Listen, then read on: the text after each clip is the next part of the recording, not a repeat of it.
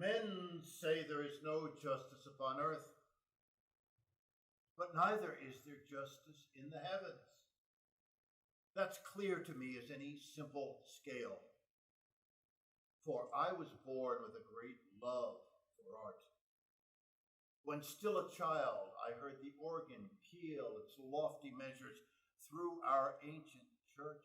I listened all attention, and sweet tears, sweet and involuntary tears would flow. Though young, I spurned all frivolous pursuits. All studies else than music were to me repugnant, and with stubborn arrogance I turned from them to dedicate myself to music only. Hard is the first step, and tiresome the first journey. I o'ercame early discomfitures, and craftsmanship I set up as a pedestal for art, became the merest craftsman. To my fingers I lent a docile, cold agility and sureness to mine ear. I stifled sounds, and then dissected music like a corpse, checked harmony by algebraic rules, and only then tested and proved in science I ventured to indulge creative fantasy. I started to create, but secretly, not daring yet even to dream of glory. Not seldom, having spent in silent cell 2 or 3 days, forgetting sleep and food, tasting the joys and tears of inspiration, I threw my labors in the fire and watched my thoughts and songs, the children of my brain, flame up and vanish in a wisp of smoke. What do I say? When the great Gluck appeared, revealing new, deep, and captivating secrets, did I not then reject all I had learned, all I had loved and ardently believed? Did I not walk bravely in his footsteps, unmurmuring, as one who found glory, met one he meets, bid him retrace his journey?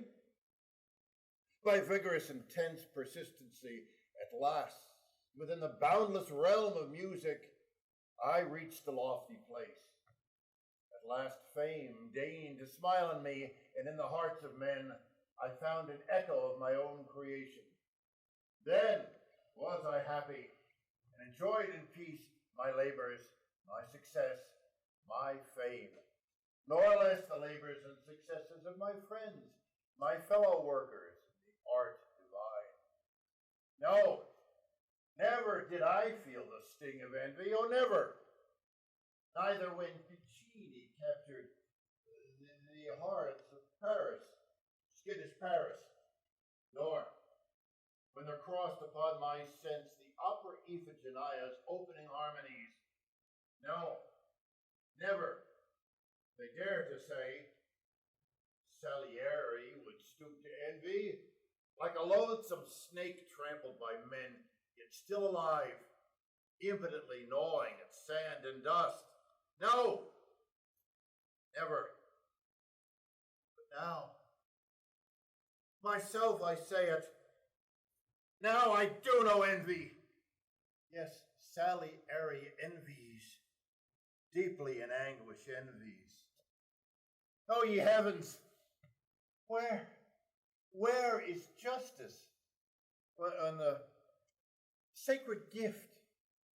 When deathless genius comes not to reward perfervid love and utter self-denial, and toils and strivings and beseeching prayers, but puts her halo round a lack-wit's skull, a frivolous idler's brow. Oh, Mozart! Mozart! Aha! You saw me enter. I was hoping to treat you with an unexpected jest. You here? How long have you been here? A moment. I started out to see you, bringing something to show to you, but just as I was passing the inn, I heard a fiddle. Dear Salieri, in all your life you never yet have heard such funny sounds. A blind fiddler there was playing Voi che sapete. Heavens! I couldn't wait! I brought the fiddler with me to entertain you with his artistry. Come in!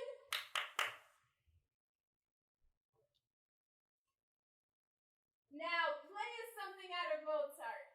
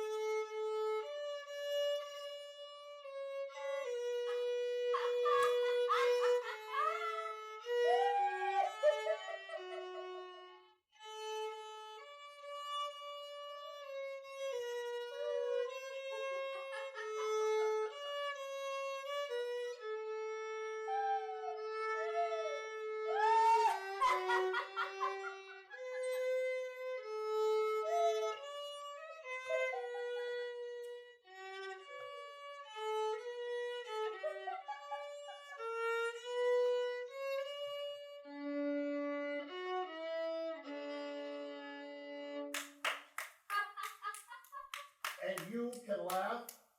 Why, yes, of course, Salieri. And do you not laugh too? I do not, Mozart. I do not laugh when some poor wretched dauber besmears a masterpiece of Raphael's painting. I do not laugh when some grotesque buffoon dishonors Dante with a parody. Begone, silly man. Oh, wait! Here's something. Take it. Drink to my health. But you, my dear Salieri, are not in a good mood today. I'll come another time. What were you bringing me? Nothing. The merest trifle. One night lately, as I was tossing in my sleepless bed, into my head came 2 or 3 ideas. Today I wrote them down, and I should like to hear your comments on them, but at present you can't attend to them. Mozart, I can always attend to you.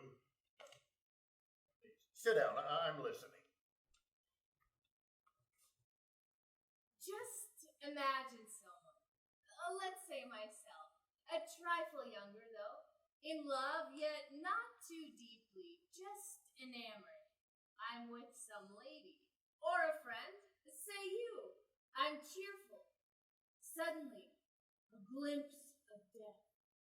The dark descends, or something of that sort. Now listen.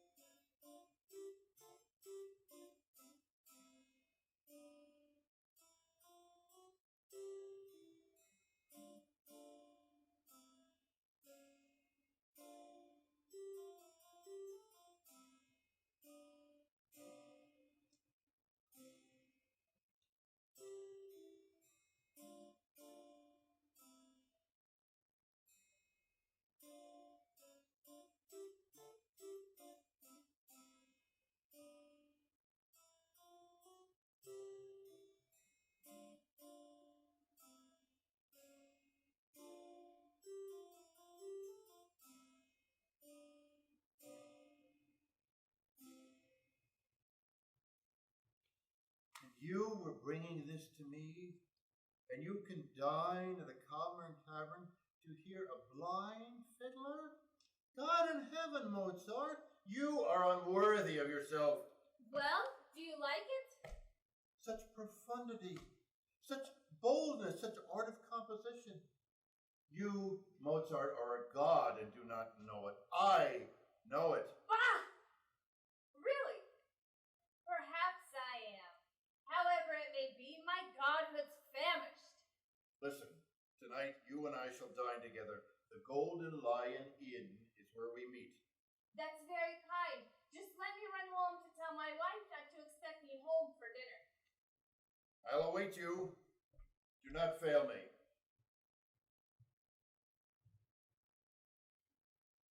No longer can I thwart I am chosen to arrest his course. If he lives on, then all of us will perish. High priests and servants of the art of music, not I alone with my o'ershadowed glory. And what will it avail if Mozart live and scale still higher summits of perfection? Will he thereby raise art itself? No, no, 'twill fall again on once he disappears. He will not leave a single heir behind. Then what can he avail us? Like a cherub, he brings to us some songs from paradise and wakens in us, children of the dust, a wingless longing. And then he flies away. Well, let him fly away. We'll speed his going. This poison, Myosora's parting gift, for 18 years I've carried on my person, and often since that day has life appeared unbearable to me, and I have sat at table with my unexpected foe, yet never to the whisper of temptation have yielded, not because I am a coward, nor yet because I do not feel an insult, nor from a love of life. I always hesitated whenever thirst for death would torture me.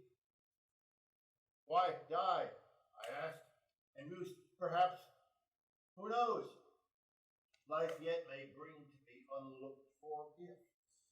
The trance of genius yet may visit me, and the creative night an inspiration. Perhaps a second Haydn will create unlooked for gifts, music of creation. And I'll rejoice in them. While I was feasting with my hated foe, perhaps I asked, a yet more loathsome foe I'll find. Perhaps a yet more loathsome insult will crash upon me from a lordly height. Then your day will come, Isora's gift, and I am right. And I have found at last mine enemy.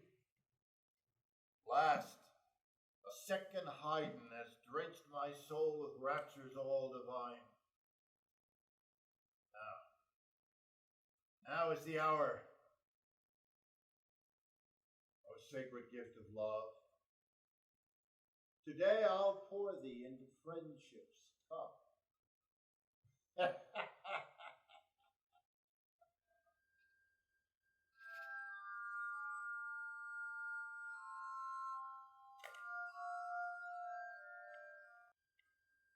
What makes you look so glum today?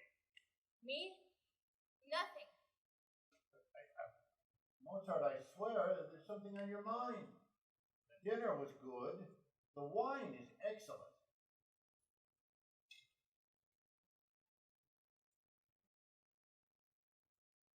Yet you sit there silent, moping.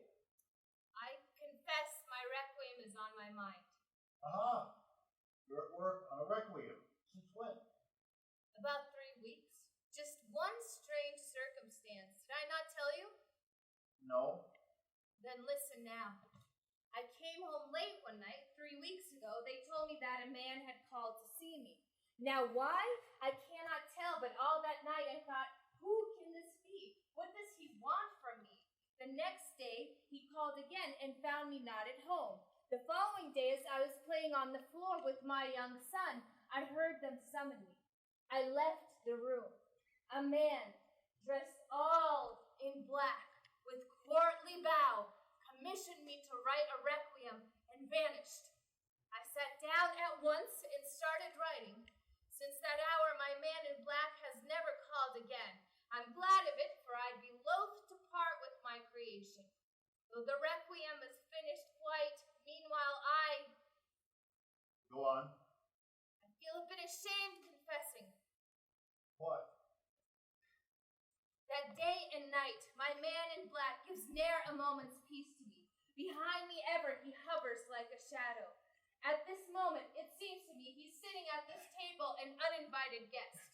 What childish terrors! Dispel these idle fancies. Beaumarchais was always saying, listen, friend Salieri, whenever gloomy thoughts beset your mind, why, just uncork a bottle of champagne, or read Le Mariage de Figo. Yes, Beaumarchais and you were friends, I know. And wasn't it for him you wrote Tarare? A glorious thing. There's one motif in that. I keep repeating it when I am happy. La la la, la la la la la. Ah, is it true, Salieri, that Beaumarchais once poisoned someone?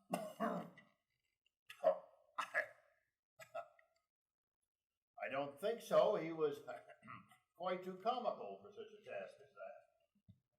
He was a genius, like you and me. But villainy and genius are two things that can never go together. You think so?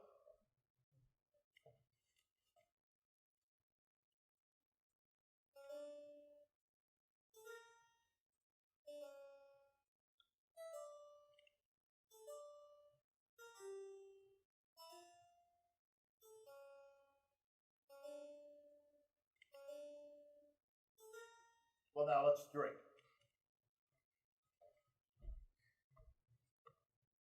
Your health, my friend. I pledge to the candid covenants that link the names of Mozart and Salieri, two sons of harmony. Stop. Stop. You were drunk all and waited not for me. Well, now I've had my fill. Salieri, listen. I'll play my requiem.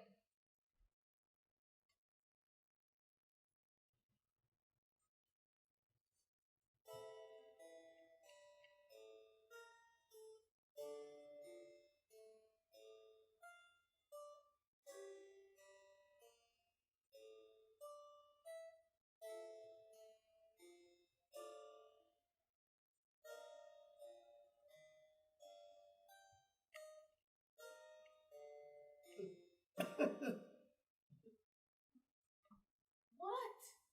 Are you weeping? These are the first tears I've ever shed.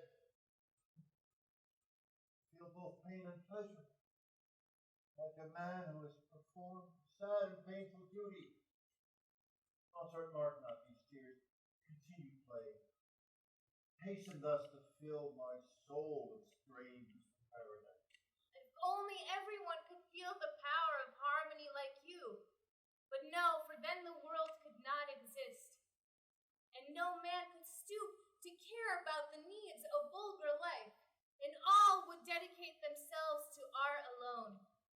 We are a chosen few, we happy idlers, born to condemn profane utility, priests of beauty and not besides. Are we, Salieri? But I feel unwell. Something oppresses me. I'll go and sleep. Farewell. Goodbye.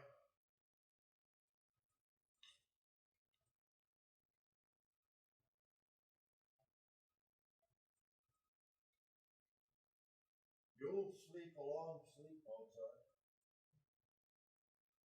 But was he really right? Am I no genius? Are genius and villainy two things that never go together? That's not true. Think but of Buono Roti. Or was that a tale of the dull and stupid crowd? And he who built the Vatican was not a murderer? Did not Michelangelo, in search of a more realistic art, murder the model for the Christ in his painting of crucifixion?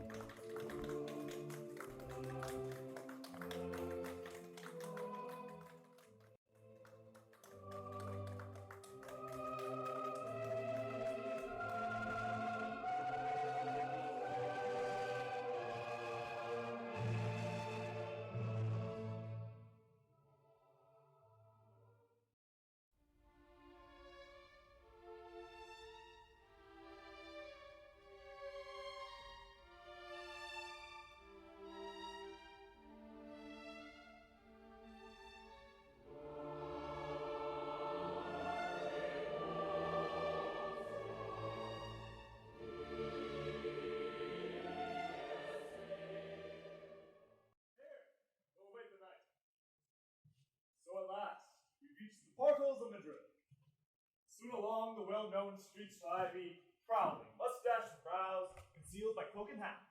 What think you? Will I ever be recognized? It's hard to recognize Don Juan. There are so many like him. Do you jest? Well, who will recognize me? The first watchman you meet. Or gypsy, or drunk fiddler. Or your own kind, some saucy cavalier with flowing cloak and sword under his arm. What's matter if I'm recognized, provided I meet not with the king himself? I fear no other soul in all Madrid beside. Tomorrow it will reach the king's own ear that Don Juan is in Madrid again, without authority returned from exile. And then what will he do? They'll send me back. Well, dear me, they won't cut off my head, you know. No crime have I committed against the state. He sent me off for very love of me, in order that the murdered man's relations might cease to work. Just so. If only you had stayed there quietly. And your humble servant thanks you for the pleasure. I'll but die to boredom there. What people! What the land, the sky? Pall of smoke. The woman! Why, I never would exchange it. Mark what I say, my foolish Leporello. The humblest peasant girl of Andalusia for all their leading beauties, that I wouldn't. At first, indeed, these women took my fancy with their blue eyes and white skin of theirs. Their modesty, but most, their knowledge. But, thank the Lord, I'd soon size them up, all that 'twas sin to deal with them at all. There isn't any life in them. They're all but waxen dolls, whereas our girl. But look, you seem to know the place. You recognize it? How could I fail to?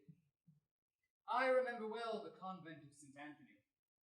You used to come on visits here, and I would hold the horses in the grove. A cursed duty, I must confess. More pleasantly spent you your time down here than did I, forsooth. Poor Inez. She is no more. And how I did adore her. Inez. Black-eyed girl? Oh, I remember. 3 long months you courted her in vain. It was only through the devil's help you won. 'Twas in July at night. I used to find strange pleasure in her melancholy gaze and in her ashen lips. A curious thing. But you, it seemed, did not consider her a beauty, and in fact there wasn't much of real beauty in her. But her eyes. Her eyes alone. Her glance, too. Such a glance I never since have met. Her voice was soft and weak as though she were unwell. Her husband was a rough and heartless bastard. I realized too late. Alas, poor Inez. And what of it? On her heels came others. True. And if we live, there will be others still. Even so. And now what lady in Madrid will we be seeking out tonight? Why, whom but Laura? I'm off to show myself to her. That's the way to talk. Just watch me walk straight in, and if there's someone with her, I'll suggest his exit through the window. Of course. Well, now that we've recovered our good spirits, 'tis not for long dead women can disturb us. Who is this that comes? She will be here this instant. Who are you? The servants of Doña? We are our own masters out for a stroll. But whom are you awaiting? Oh, good Doña will be here to visit her husband's tomb. And shortly. Doña de Solva. What? The wife of the commander slain by... the name I can't recall. Oh, the vile, the dissolute, the godless Don Juan. Oh, well. So the fame of Don Juan has reached even the peaceful convent now. His eulogies are sung by anchorites. Oh, perhaps you know him? No, God forbid. Oh, and where can he be now? Oh, he isn't here. He's far away in exile. Oh, thank the Lord. The farther off, the better. Would that all such rascals in a single sack were sown and thrown into the sea. What stuff and nonsense is this? Be silent, 'twas on purpose. So here it was they buried the commander. Oh, 'twas here. And here his widow did erect a monument to him. And every day she comes to weep and pray that God may grant his soul salvation. A curious widow. And is the lady pretty? Ah, anchorites like us should not be moved by a woman's beauty.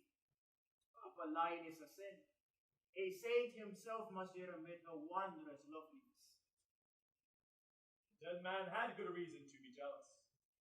He kept this Doña bolted up. Not one of us ever caught a glimpse of her. I like to have a talk with her sometime. Oh, Doña never talks with men. Well, she talks with you, good father, doesn't she? Oh, that's a different matter. I'm a monk. Oh, but there she is. Ah, open, Holy Father. I come, Senora. I was waiting for you.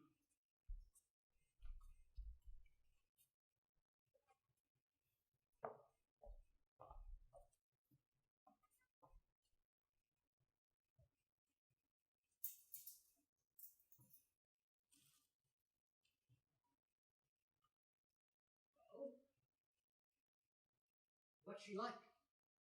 There's nothing visible beneath her somber widow's veil. I just but glimpsed a trim and narrow heel. That's enough for you. Imagination in a jiffy will sketch you out the rest. Why, your fancy's quicker than the painter's brush, and the starting point is all the same to you, the forehead and the foot. Oh, Leporello, I'll get to know her.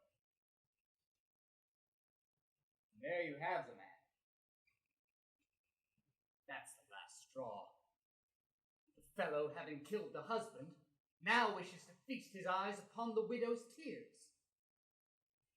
The wretch! But see, the dusk is on us. There the moon arise above us and transform this inky black into a glowing twilight. Let us creep into Madrid. A Spanish nobleman, like any thief, awaits the night and fears the moon. Oh, heavens, what a cursed life. How much longer must I bear with him? My strength, in truth, is nearly at an end.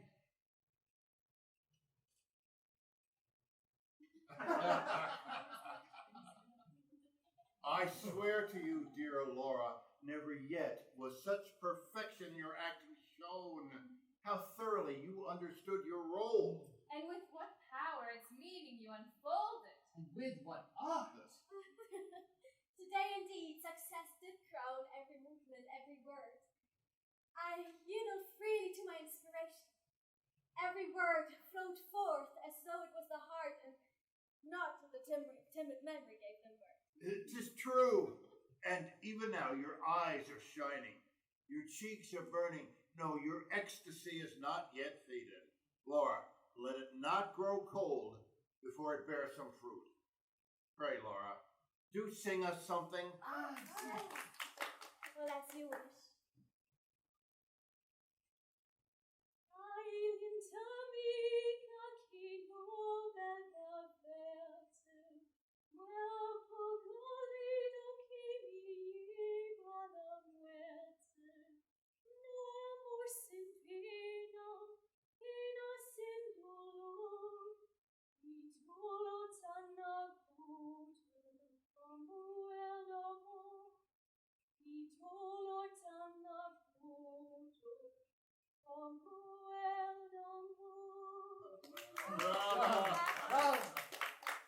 Our thanks, Enchantress. You have cast a spell upon our hearts. Among the joys of life, to love alone does music yield the prize, but love itself is melody. Behold, Carlos, your surly guest, is touched. What harmonies and how much soul therein. Who wrote the words, dear Laura? Don Juan. What? Don Juan? Sometime while and he. My loyal friend and fickle lover right there. Don Juan is an atheist and a rascal. While you're but a fool. Have you gone mad? Grand Dios, Spain you may be. I bid my servants cut your throat straightway for this. We'll call them that. Well, do not do it, Laura. Carlos, do not be angered. She forgot. Forgot.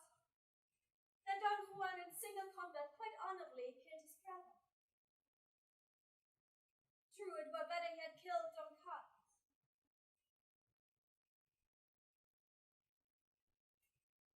I was stupid to get angry.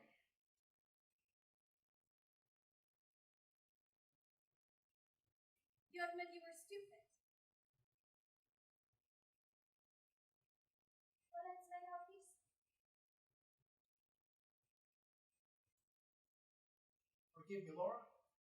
It was all my fault. Still, I cannot hear that name with equanimity. And am I to blame if that name is on my tongue at every moment? Come, Laura. As a sign your anger has passed, sing for us once more. Please. I will sing a good night song. It's time for night to come. What shall I sing? Los vivilicos cantan en los bajos de la flor. Los vivilicos cantan en los bajos de la flor. El foxo siga sientan en los vivilicos. El foxo siga sientan los que surgen del amor.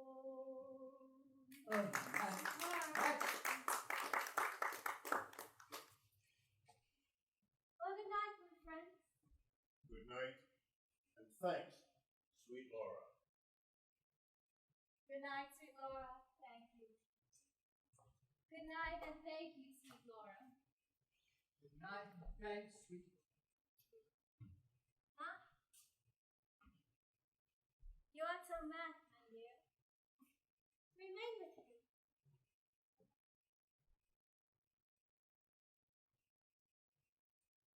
You took my fancy. You reminded me of Don Juan, the way you rated me and set your teeth and Remple. Lucky man. You loved him then? You loved him deeply? Deeply. And do you love him now? This very minute. I know. I cannot love two men at once. It's you and I. Tell me, Laura. How old are you? I'm 18, my friend. Oh, Laura. You're young. And will be young for 5 or 6 years more. Round you man will throng for 6 years and shower you with flattery, with gifts, with caresses. Divert you with nocturnal serenades and kill each other for you at the crossroads by night.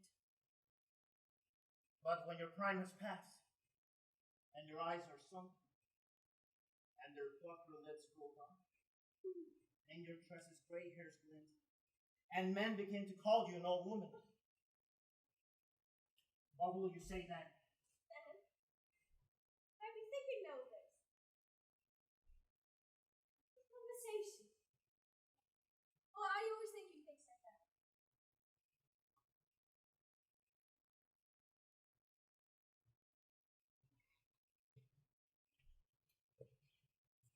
Well, come out upon the balcony.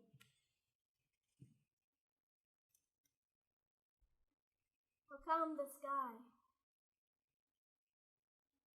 The air is still and warm. The night is odorous with lemon and laurel.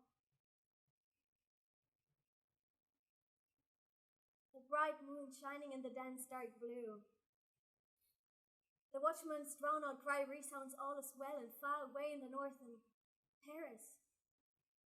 Perhaps a rain is falling. The wind is blowing.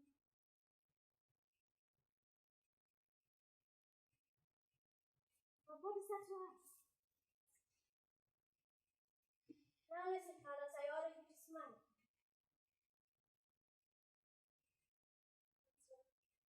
Oh, you fascinating demon. Laura! Ho! Who is this? Whose voice is this? Have your servant open the door.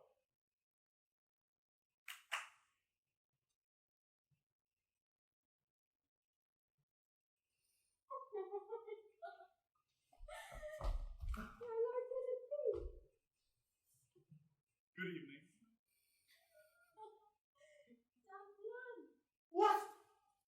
Don Juan? Laura, my darling girl.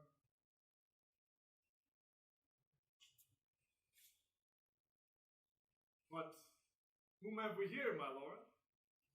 It is I, Don Carlos. What an unexpected meeting. Tomorrow, I am at your service.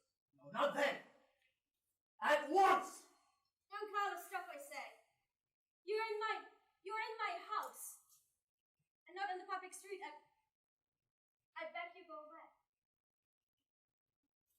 I am waiting. Well, your sword is at your side.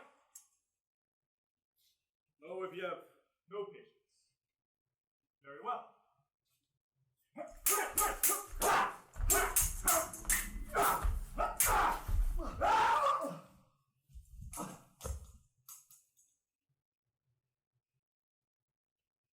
Laura, come, get up.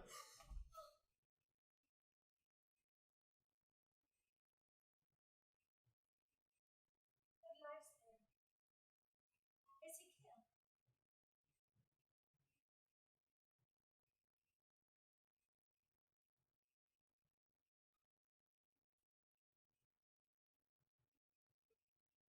How lovely, in my room. What shall I do now, you scoundrel? Tell me, how shall I dispose of him?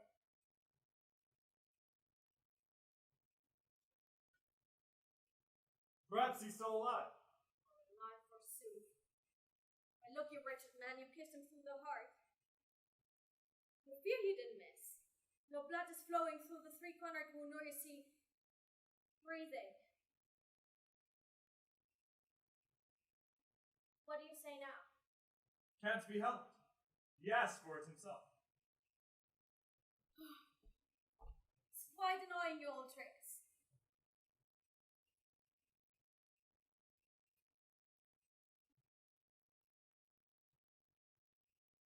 Yet you never to play.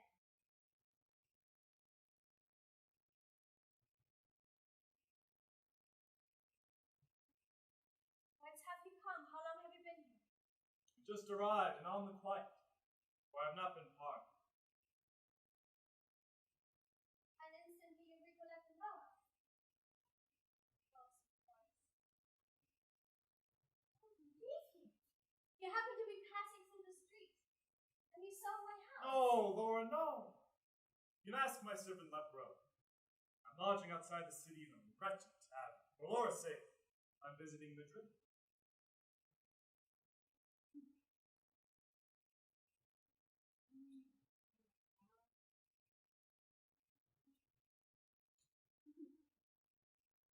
Not in front of the dead man. What shall we do with him? Just leave him here. For the break of day, take him out, fold into my cloak, place him at the crossroads. Oh, only look that no one sees you. It's a stroke of luck. You visit once of time a minute sooner, you'd venture to supplicate me. I just have left to suppose he had found him here. How long, my Laura? Have you loved him? Whom? You must be raving. Laura, come confess! How many times have you been unfaithful since my absence? What about yourself, you scoundrel? Come, tell me. No. We'll talk about it later.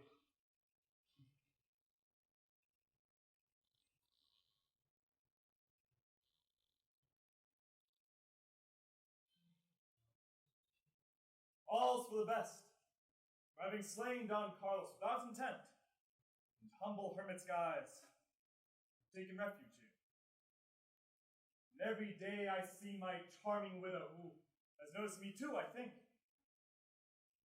Till the present, we have stood on formal terms with one another. Today, however, I shall break the ice. 'Tis time, but how to start? May I presume? Or Senora! Bah! Whatever comes into my head, I'll say spontaneously, like one whose serenade is improvised.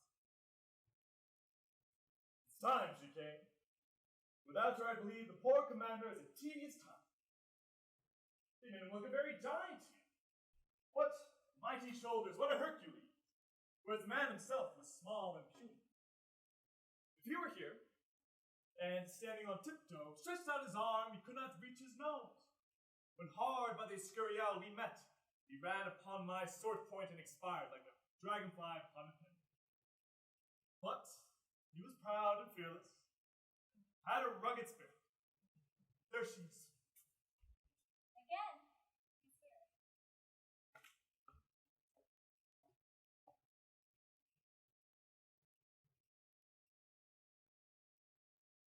Oh, Father, I've distracted you from holy meditations. Pardon me. 'Tis I who must beseech your pardon, Senora, or perhaps I am preventing your grief from flowing freely as it might. Oh no, Father, for my sorrow is within me. Even in your presence may my prayers ascend humbly to heaven. And I beg you, join your voice with mine. I pray with Doña. A lot so happy I do not deserve. These vicious lips of mine will never dare repeat your holy supplications. I, but from afar with reverence, do look on you when, bowing silently, you spread your raven tresses over the pallid marble. It seems to me that secretly an angel has alighted on this tomb. Within my troubled heart is not prayers that I find them. Stand in speechless wonder and think, oh, happy man whose chilly marble is warmed with breath from her celestial lips. The tears of a great love bid you. Strange words are these, Senora. said to me. You have forgot. What? That I'm only a wretched hermit. That my sinful voice should not resound so loudly in this place. It seemed to me that I do not understand. Aha! I see you have discovered all. I have discovered what? That I am no monk. At your feet I humbly beg your pardon. Oh, heavens! Quick, get up. Who are you then? Unhappy victim of a hopeless passion. Oh, God in heaven, here before this tomb. Be gone. A minute, Doña, pray. Single minute. But if someone comes. The gate is locked. Single minute, pray. Well, come. What is it that you wish for? Death! Oh, let me die this instant at your feet, and let my hapless dust be buried here. Well, not near the dust of him who's dear to you. Not on this spot. Not near, but some way off.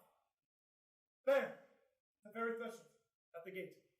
That there in passing you might touch my grave with your light foot or garment's hem. Whenever you come to bow your curly head upon this haughty monument and weep. You've surely lost your senses. Oh, Doña, to wish for death, is that a sign of madness? Were I a madman, then would I be fain to stay among the living? Were I a madman, then I would spend the nights below your window and disturb your sleep with serenades. I would not hide myself. But, on the contrary, I strive to be observed by you wherever I might go. Were I a madman, I'd refuse to suffer in silence. So you call this silence, then? Oh, chance, Doña, carried me away. For otherwise, you would never learn of this gloomy secret of my heart. And have you then been long in love with me? How long I've been in love, I do not know.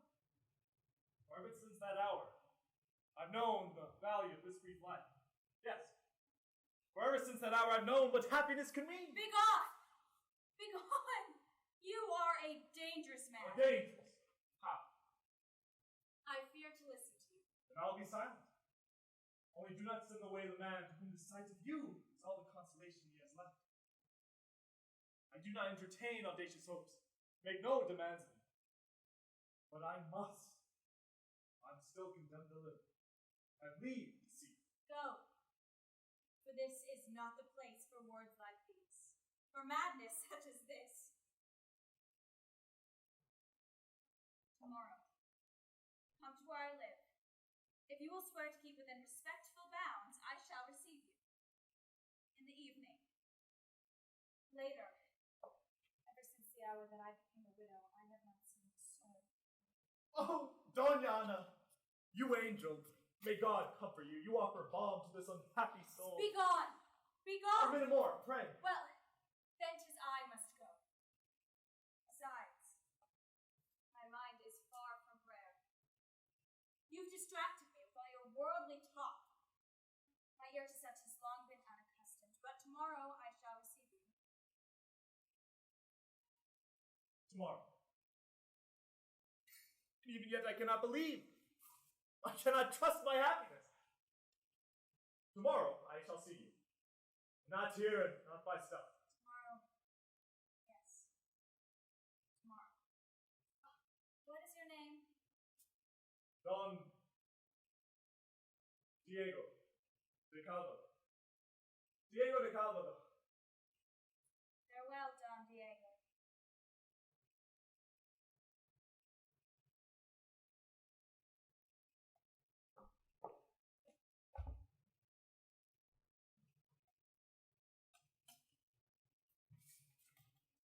Leporello! What now is your pleasure? Oh, dearest Leporello, what bliss! Tomorrow in the evening late. My Leporello, yes, tomorrow. So prepare, I'm happy as a child. Ah, so you conversed with Doña. Well, maybe she addressed to you a gracious word or two, or you bestowed on her your blessing? No, Leporello, no. An assignation. An assignation has she granted me. Can it be so? Oh, widows, you are all the same. Oh, what a happy man am I! I'm ready to embrace the world or sing! And what will the commander have to say about this? You think you'll be jealous? No, truly is a man of common sense. Surely has grown weaker since he died.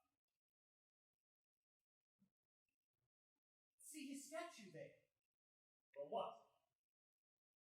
It seems as though it is looking on you angrily. My Leporello, here's a note. Go and bid come tomorrow to my house.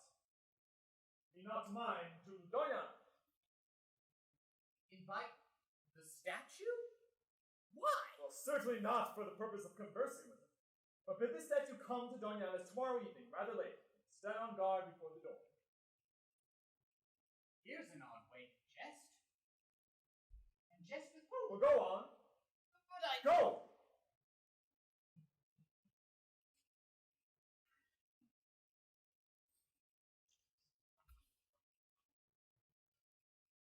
Most excellent and beautiful of statues.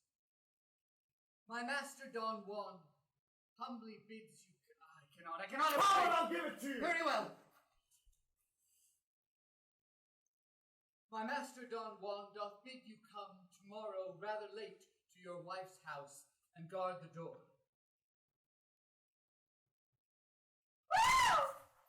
What's happening? I should die! I should What's die! wrong with it? The statue! What's it doing? No, not I! It! What nonsense is this? Then go yourself! You knave!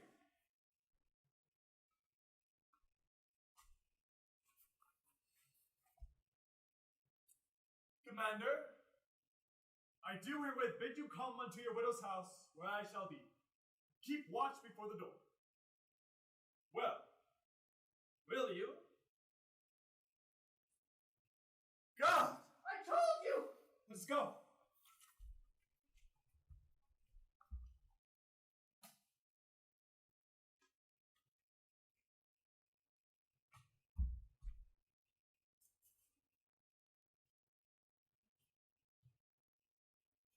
Don Diego, I have received you, yet I fear my melancholy conversation will soon bore you.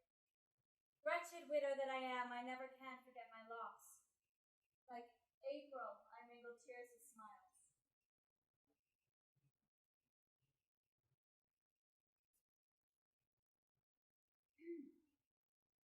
But tell me, why are you so silent?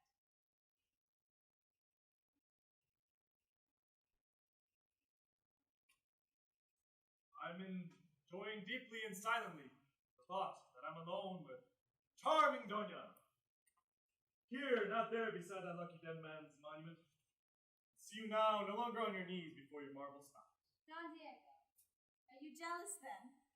My husband tortures you even in his grave. I own not to be, for he was your own choice. Oh, no. My mother commanded me to marry Don Alvaro, for we were poor and Don Alvaro rich. Oh, the lucky man. He brought but empty treasures to set before a goddess's feet. For that, he tasted all the bliss of paradise. If I'd known you first, not a rapture, but bestowed on you my rank, my wealth, everything but for one gentle glance. Your slave, I would have held your wishes sacred. I would have studied all your whims that I might then anticipate. Your life might be one long enchantment without end. Alas, fate has decreed quite otherwise. Diego, stop. 'Tis wrong of me to listen to you. It is forbidden me to love you. Even to the grave a widow must be faithful. If only you could know how Don Alvaro did love me. Oh, 'tis certain Don Alvaro had even left a widower, had never received into his house a lovelorn lady. He would have kept his faith with spousal love. Oh, Doña, torture not my heart with everlasting mention of your spouse! Pray, cease from your chastisement. Although, perhaps I deserve chastisement. And pray how? You are not bound, I think, by holy ties to anyone. In loving me, you do no wrong in heaven's eyes or mine. Yours. Oh, God. It isn't possible you're guilty of any wrong to me. Or tell me how. No. Diego, tell me what you mean. You've done me wrong? But tell me how and when. No, not for worlds. But Diego, this is strange. I ask you. I demand of you. No. Oh, so this is being docile to my will? What was that you said to me just now? That you would like to be my very slave? I'm getting angry, Diego. Answer me. In what way have you wronged No, I me? dare not tell. You never want to look on me. You'd fall to hating me. No. Even beforehand, I pardoned you. I only want to know. Do not desire to know this terrible, this deadly secret. Deadly? Oh, I'm in torment. I'm full of curiosity. What is it? I didn't know you. How could you offend me? I have no enemies. And never had. The only one is he who slew my husband. Oh, the denouement approaches.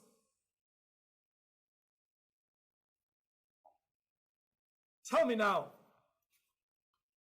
Did you ever know the wretched Don Juan? I never in my life set eyes on him. But in your heart you bear amendment. As honor binds me. But you're trying now, Don Diego, to divert me from my question. Suppose that you should meet Don Juan. I plunge a dagger in the villain's heart. Where is your dagger, Doña?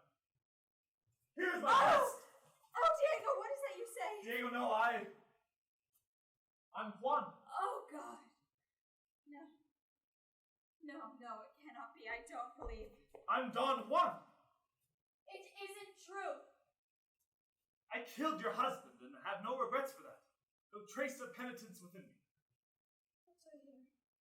No, it cannot be. I'm Don Juan and I do love you. Where am I? Where? I'm fainting.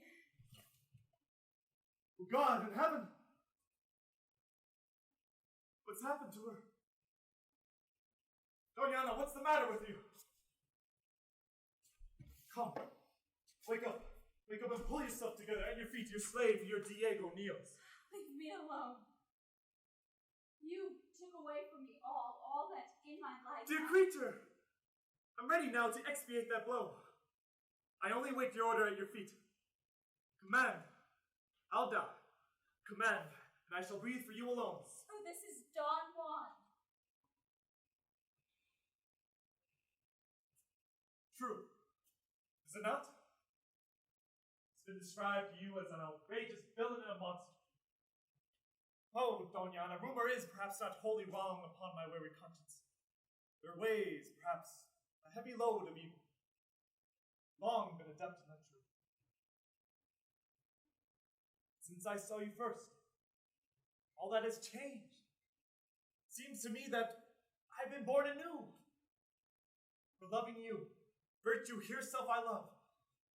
And humbly, for the first time in my life, before her now I bend my trembling knees. Yes, Don Juan is eloquent, I know. I've heard them say he's a sly seducer, very fiend.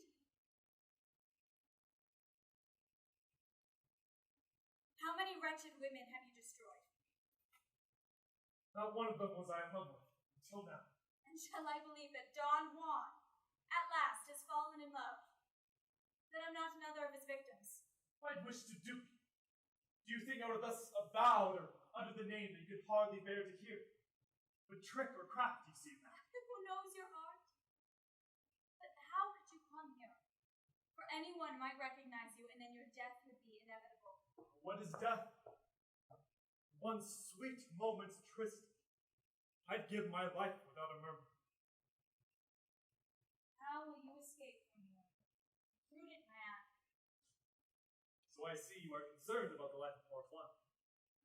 And in your heavenly soul you do not bear him any hatred, Doña. Alas, only I knew how to hate you. But we must part. When shall we meet again? I do not know. Sometime. Tomorrow? Where? Here? Oh, Don Juan. How weak a heart is mine. A quiet kiss, in token of forgiveness. It's time to go. Just one cold, quiet kiss. Oh, how persuasive you are. Well, there. What does that knock I hear? Oh, hide, Don Juan. Goodbye. Till we meet again, my darling. Ah! What's the matter? Oh! You recall I've answered. Oh, God! Oh, Doña, let her be. All's over. Trembling, Don Juan? No, I invited you. I'm glad to see you. Give me your hand. Here, take it. Oh, how heavy